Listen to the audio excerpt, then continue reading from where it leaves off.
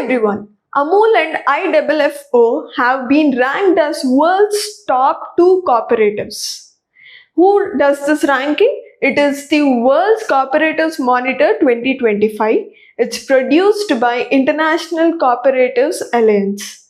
What is a cooperative? It is an association of people who come up voluntarily to satisfy a common need of theirs. It may be a social, economic, or a cultural need. These cooperatives are jointly owned. That means the ownership is distributed among the members. Everyone has equal right, and it is democratically owned enterprise. So the members of the cooperatives take democratic decisions. So in India, in 97 Constitutional Amendment 2011, forming cooperatives have been inserted as fundamental rights, and also an article known as 43B has been inserted in the DPSPs. Cooperatives have a colonial history. That is, in 1904, do let me know in the comment section who was the viceroy at that time.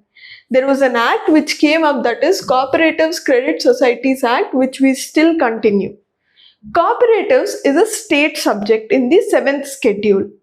Now, interestingly, India has more than 25% of the world's cooperatives. The number is India has 8.44 lakh cooperatives. Let us assume a condition, because cooperatives is a state subject. What if the cooperative works in 2 states? For that, there has been a legal provision, that is Multi-State Cooperative Societies Act 2002, which would be solving the logistics required for both the states. In India, the highest number of cooperatives are in Maharashtra, Gujarat and Telangana. United Nations has declared year 2025 as International Year of Cooperatives. Do let me know in the comment section which year was declared as International Year of Millets. Thank you.